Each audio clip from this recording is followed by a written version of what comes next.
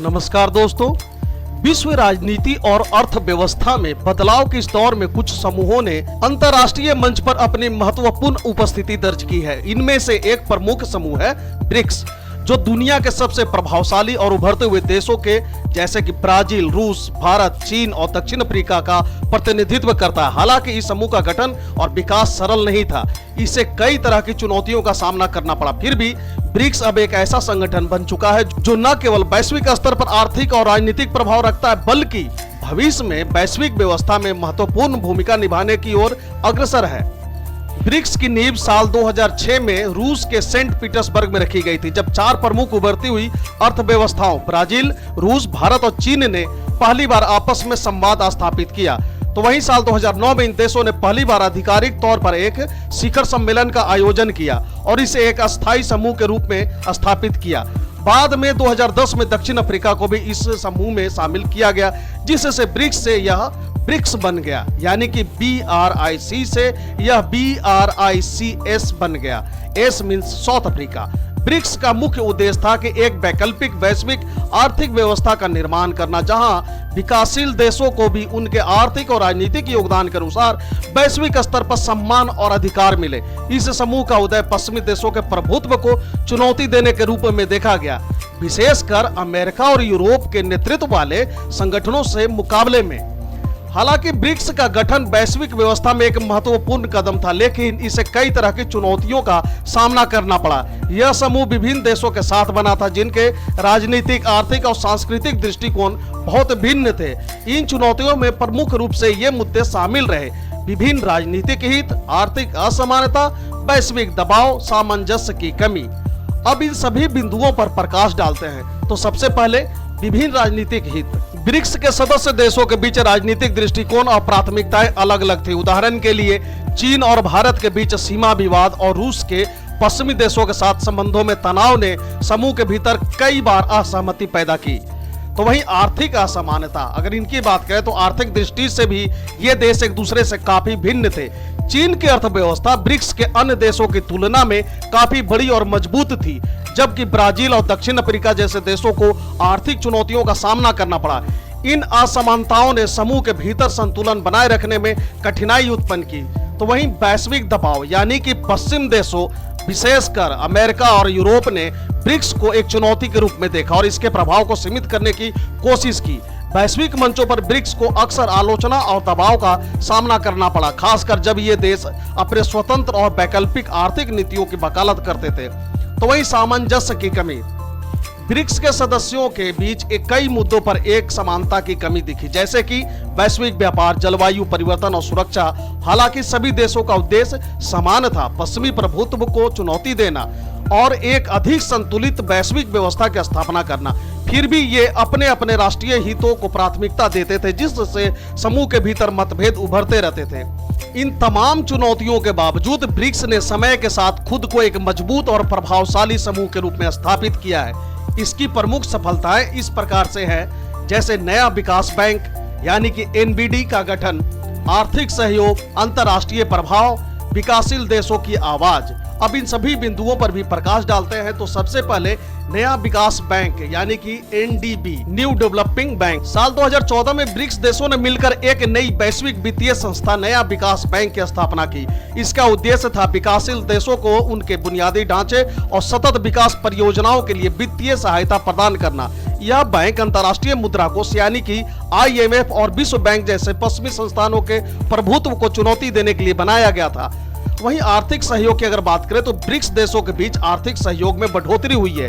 ये देश अब आपस में व्यापार, निवेश और टेक्नोलॉजी ट्रांसफर को बढ़ावा देने के लिए कई समझौते कर रहे हैं। ब्रिक्स देशों के बीच व्यापार की मात्रा में भी उल्लेखनीय वृद्धि हुई है।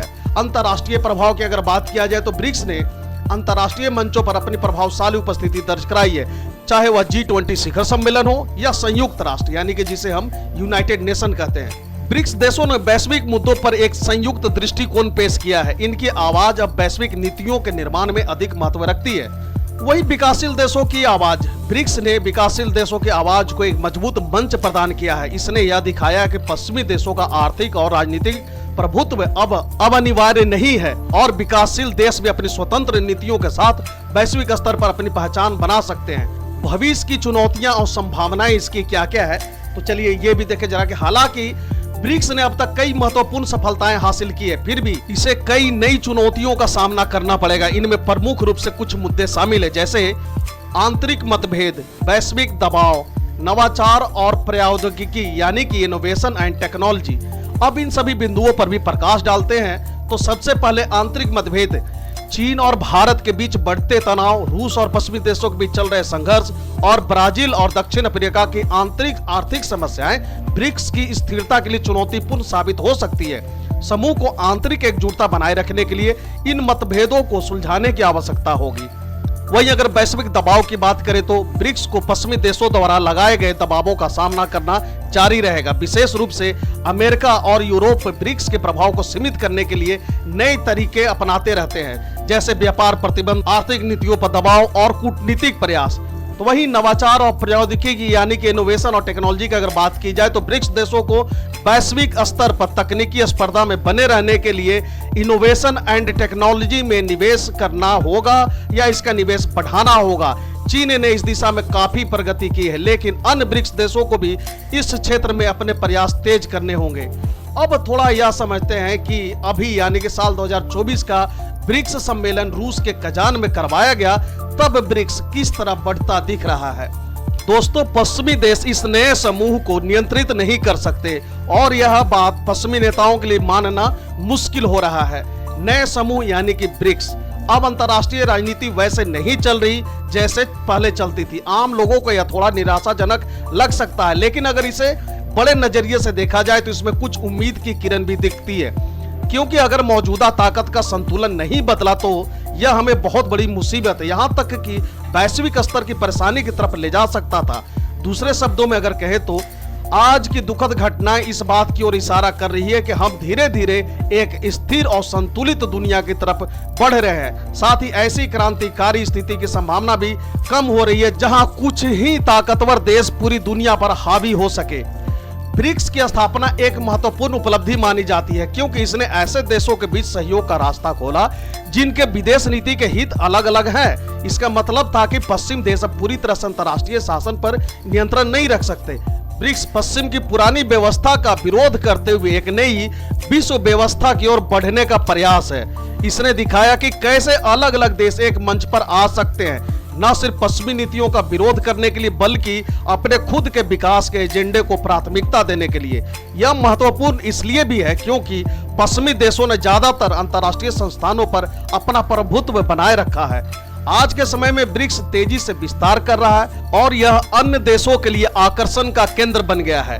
तुर्की, जो एक नाटो सदस्य है और जिसके पास अमेरिकी परमाणु हथियार है, उसने भी ब्रिक्स में शामिल होने की इच्छा जताई है। तुर्की का यह कदम यह दिखाता है कि अब कई देश पश्चिमी नियंत्रण से मुक्त होकर एक नए मंच की तलाश में है। इसी तरह मलेशिया, जो एक स्थिर और विकासशील देश है, उसने भी ब्रिक्स में शामिल होने के लिए आवेदन किया है। ब्रिक्स की सफलता इस बात को दिखाती है कि पश्चिमी देशों द्वारा बनाए गए पुराने मानदंड अब पहले जैसे प्रभावी नहीं है।